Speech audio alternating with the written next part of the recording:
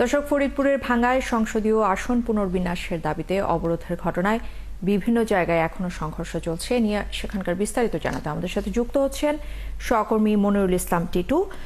মনিরুল, একটু আপনার কাছে জানতে চাচ্ছিলাম যে আসলে এই মুহূর্তের অবস্থা কি। আমরা যেটা জানাচ্ছিলাম যে বিভিন্ন জায়গায় এখনো সংঘর্ষ চলছে, সবশেষ অবস্থা জানাবেন এবং প্রশাসনের পক্ষ থেকে এখন পর্যন্ত কিছু জানানো হয়েছে কিনা।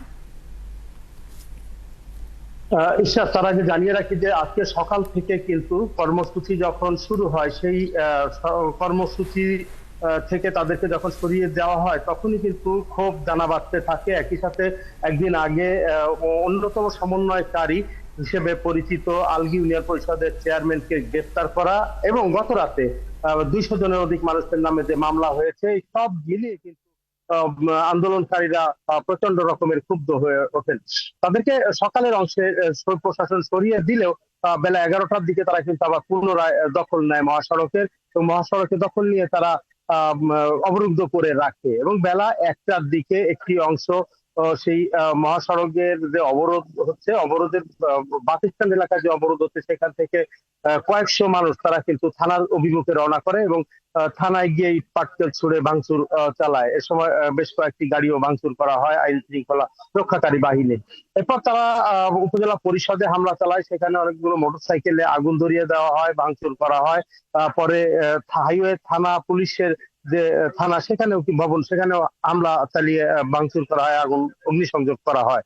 তো এরপরে তারা আবার ফিরে আসেন মহাসড়কেই, অর্থাৎ বাস স্ট্যান্ড এলাকাতে। সেখানে এসে তারা বিক্ষোভ সমাবেশ করছেন। এই মুহূর্তে আর কোথাও হামলার ঘটনা ঘটছে না।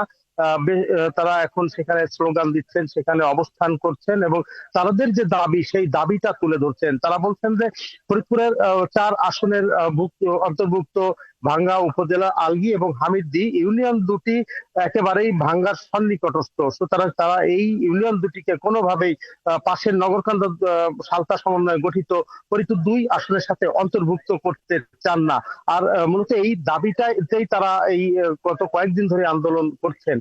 নির্বাচন কমিশন গত 4 সেপ্টেম্বর এই যে গেজেট প্রকাশ করেছিল, সেই গেজেট প্রকাশের পর দিন অর্থাৎ 5 সেপ্টেম্বরই কিন্তু তারা দিনভর সড়ক অবরোধ করে রাখেন। সেই দিনে স্থানীয় প্রশাসন আশ্বাস দিয়েছিলেন যে বিষয়ে একটা সমাধান হতে পারে বা চেষ্টা করা হবে। সেই আশ্বাসে তারা তাৎক্ষণিকভাবে তুলে নিলেও 2 দিন পরেই কিন্তু তারা আবার, যেহেতু তারা কোনো সমাধান পাননি, আবার তারা সড়কে নেমে আসেন এবং একটা 3 দিন অবরোধ করেন। এরপরে আবার 2 দিন বিরতি দিয়েছিলেন এবং রোববার থেকে আবার তৃতীয় দফায় 3 দিনের কর্মসূচি ঘোষণা করে তারা অবরোধ কার্যক্রম চালিয়ে আসছিলেন। সেই হিসেবে তৃতীয় দফার আজকে ছিল দ্বিতীয় দিন, কিন্তু দ্বিতীয় দিনে সকাল থেকে আসলে নানা কারণে বিক্ষুব্ধ শেষ পর্যন্ত এই ঘটনাগুলো ঘটেছে। ইশরাত, ধন্যবাদ আপনাকে আমাদের সাথে যুক্ত হওয়ার জন্য। মনিরুল ইসলাম টিটু আমাদের সাথে যুক্ত হয়েছিলেন ফরিদপুর থেকে।